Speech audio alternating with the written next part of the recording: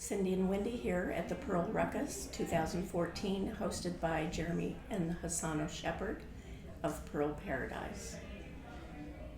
I'm very fortunate to have as our guest Josh from Kamoka Pearls. Hi, Josh. Hi, thank you for having me. This is great. Thank you for joining us. Can you tell me about your start in the pearl business?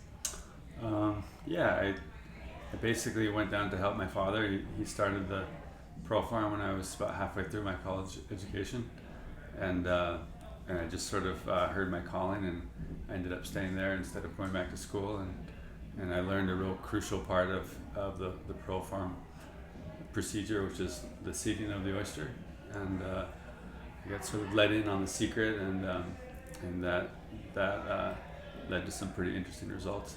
Took a few years, but that's. So you do a lot of the seeding for Kamoka? Yeah, I started out doing all of the seeding, and then I trained one guy, and I trained another guy, and I trained some women, and I've trained, the last count was 17 people over all the years. And that doesn't mean that we have 17 technicians at Kamoka. There's really just myself and Timmy, who is the farm's first employee.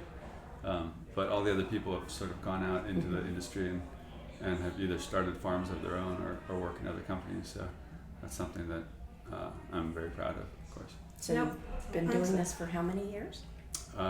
Since I was 21, and I'm 43 now, so it's been a few years. You have a lot of experience. Yeah, I mean, it's what I love to do, and it's what I'm passionate about more than most things. Well, you're really known for the beauty of your pearls. There's a lot of ladies here at the Ruckus who came specifically to see your pearls, meet you, and who are proud owners and wearer of Kamoka pearls. Both of us own your pearls. yeah. That's wonderful, I really appreciate that, and the rest of us at Kamoka really appreciate that. It really means a lot to us to know that we're connecting with people on the level that we hope to. What kills us is selling our pearls as a commodity, the way that everybody else does. But it's really nice to be able to sell the pearls as what they are, and everything that's attached to it, the way that we farm them, and Well, that's one of the things that Kamoka is known for, is their environmental friendly. Yeah. Why don't you explain some of that? Right. Well, we just we're not doing anything special in particular. We're just kind of doing what makes sense, and what makes sense to us is to have, the smallest possible environmental footprint that we can, and if possible to even leave a positive footprint, basically. And I feel that we're doing that in the way that we clean our oysters more than anything. Instead of cleaning the oysters by blasting them with high pressure hoses, we bring them into shallow water zones, and the fish that naturally occur in those areas will come and pick all the fouling off the oysters, and that basically helps the fish populations to strengthen, and leaves our corner of the lagoon a healthier and more vibrant place. And we work with solar energy and wind power, and we catch our water from the roofs, and we try to depend on fossil fuels as little as possible. That's wonderful, though. Yeah, and I mean, even down to the pearl nuclei that we use, we try and use as much as we can from the shells that we actually produce from our farming. So that prevents us from needing to use the poor mussels in the Mississippi or in China that get harvested to make the pearl nuclei. So that's something that we feel really good about. And on top of that, it's been proven by the Tish and Pearl Farming Service that kind of nucleus actually makes better quality pearls. They found more A-grade pearls in the lots that were seeded with that kind of nucleus than any other kind. So that's something that that's always excited us. It is. That's exciting to know. So I have some Tahitian shells. Now what I've seen Mike's nucleus. The nucleus you make, is it the same color as his, or is it dark because? No, the mother of pearl nuclei that we use, they come from two shells. They come from the Tahitian shell and the Australian shell.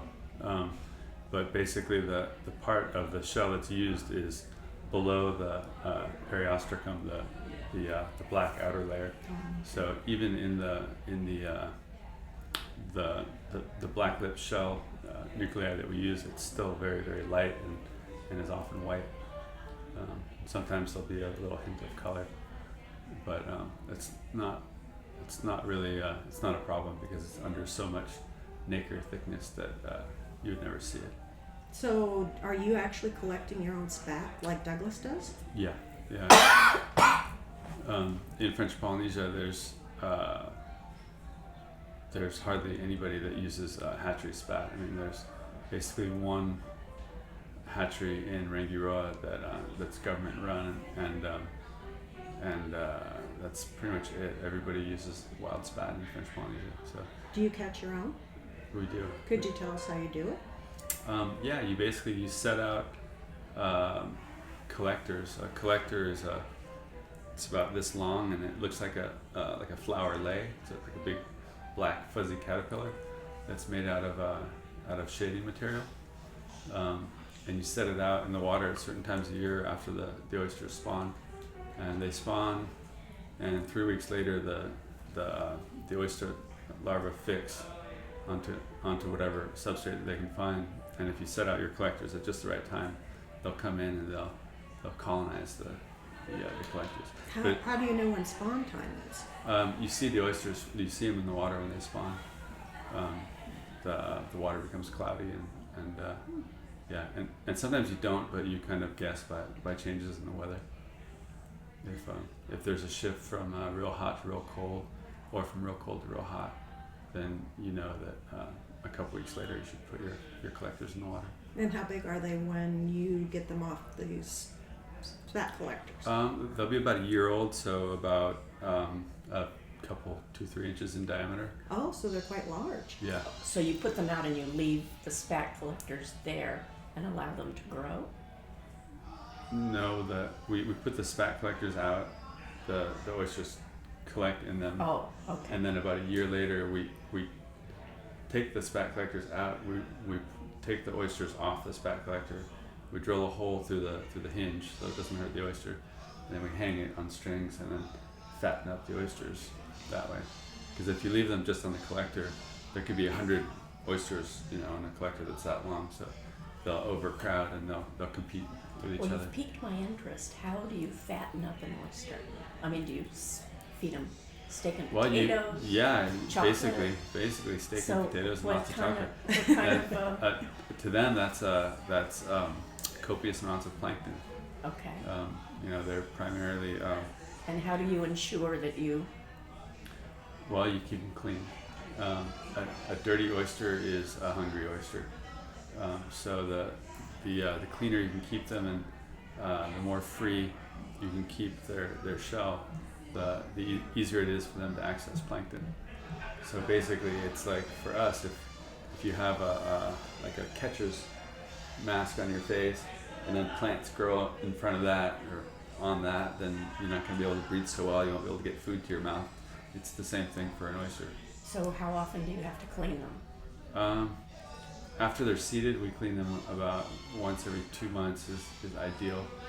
But depending on the season, that will either be sooner or later. 2 or 3 months is typical. Well, let's talk about the beauties here. Okay. I hope that wasn't all too technical. No, that's great. very, very interesting. Thank you. The style that's becoming quite popular are what is called a harvest strand. So let's talk about this because you have lots of ladies that have and want these strands from you. Well, this is a concept that we actually came up with a long time ago, but only recently kind of put it into into the works. And the idea is to show people that harvest produces many different types of pearls. It produces different sizes, different shapes, different colors, and by representing all those pearls in a single strand, it really kind of shows you the richness of Tahitian pearls and just how they're endlessly interesting in their different hues and textures and shapes. It's beautiful. Yeah, it's particularly like this one because it looks like you've made a necklace and a bracelet with matching clasps, so they could be a bracelet and necklace, or you could be a rope when Right. you attach them together. Yeah. Is that real popular? That a lot yeah. of ladies ask for that? Yeah, it's definitely taking off. Although I do seem to be hearing a lot that people just kind of like put the bracelet on and they just kind of they don't want to take it off, and they end up just wearing the necklace as is and the bracelet, which Yeah, those flower clasps I are love just your beautiful. clasps. yeah, and people really like to have the bracelet because they can see the pearls much better, Okay. whereas the necklace it's less easy to find. Well, that's true because if you have it on, you can't see Yeah. it. And these hearts, are these, Yeah, these are blacklit mother of pearl hearts that I don't know. I like hearts a lot. I think hearts are great. It's a little bit corny of see me, but those, Wendy? Oh, I look think at that. I think I Isn't can that nice? I can fault Sarah for my appreciation for hearts. Okay, so are these your shell? Yeah. Oh, Yeah. are you actually cutting these out? No, we had them cut in China. Okay. Look at this rope. Is this on your website? Sure is. It's exquisite. That's Does it go around? Now, well? can I ask a question about your seating of the pearls? I've seen pictures of you online where you have it, like a little holder and you've got little chucks and you're doing a surgery Mhm. to it. How long does it take from the time you pull it out, you've got it in a little holder, to it's done with the implantation of the nucleus? It depends on the technician. How about you? I can do one in under 30 seconds. Are you actually sewing them closed after? No, you don't sew it closed, but there are quite a few steps to the process. First step is to grab the oyster, stick it in front of you, put the spreader pliers in it, get it just to the right aperture. If you open it too much, you'll tear the muscle, and the oyster will usually die some months later. It's a really slow, awful death for them. So you always try to be real careful of that. The smaller the space you can work in, the better it is for the oyster. So that's the first thing you do, and then you stick it in your clamp, and you have a tool that helps to hook the incision. You put that in. You grab your scalpel with the other hand, you make an incision, and then you take a piece of mantle tissue. You put that in, and then put your tool down, and grab another tool, grab a nucleus, put that in, close the incision, and then get it back out. There's no time for dawdling. There's no time for doing anything other than what you're doing. It's really important to be focused and to be 100% present in the job, because the oyster's life is on the line. It's important to know that and to love your oyster. That's what I like to say. Mm-hmm. So how many times can you put the beads in? Like many times, or is there? We've done it. I know we've done it 4 times, and we might have even done it 5 for one. So that would be 4 or 5 graft. Yeah, basically. So what about the luster and It I know goes the size down. It goes down horribly every time. It's a heartbreaker. But Yeah. they can make bigger pearls because they're Yeah. bigger mollusks. Yeah. Oh, okay. You can get away with the 3rd and 4th grafts when you start with a real young shell to begin with. And this one would be, what do you think? Probably 2nd or 3rd. So how do you know when their lifespan is up? They just die, or do you? No, they Well, it's not their lifespan that's up; it's the lifespan of the pearl sac. Like the oyster will continue to live for 30 years or so, but the pearl sac has sort of a time clock ticking. So when their time sac is up, what do you do with them? With the oysters, Mm-hmm. either we'll remove the last pearl and put the oysters back into the lagoon. Oh, so they'll be breeding stock or something? Mm-hmm. Oh, that's wonderful. And others will we'll sacrifice so that we can use the shell, and the shell can be transformed into more nuclei, and we also eat the adductor muscle. Oh, okay. It's like scallops, kind of, not quite as tender, but really. So if you get a beautiful pearl out of it, then you would put it out to pasture yeah, to often we do. to make the spat. Mhm. Like prime breeding stock or something. Yeah, I mean, yeah, Okay. that does make sense. Some of your favorite pearls in the world are Or Tahitians, yeah. Yeah, Oh but- yeah, oh, Josh's pearls. Josh's Yeah, Kamokas. I've bought 3 cherry pearls from you Mhm. so far, and I'm always looking for more. That was the first thing out of my mouth was, do you have any cherries? Yeah, So, they're. So when you see hard a to produce. cherry, well, that's me, you need to save it for Wendy. All right. especially if it's a big one. Is there anything else you'd like to tell our audience, Josh, so that they know about Kamoka? Do you give tours? Yeah, we love to have people. We love to have people out on the farm, and I think I've seen something where there was a tour yeah, at your farm. there was some ladies, the Pearl Girls. That's right. Oh, they're- they're over by Atlanta, aren't they? Mhm.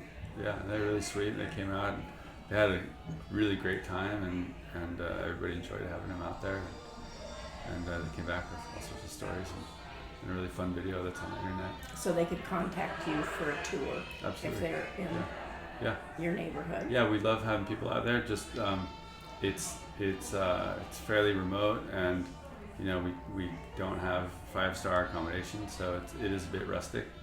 So there's definitely an element of adventure to going out there. But the food is amazing, fresh seafood, and we love having people Terrific. So they can contact you through your website through my website. if they are planning a trip that way. Hmm.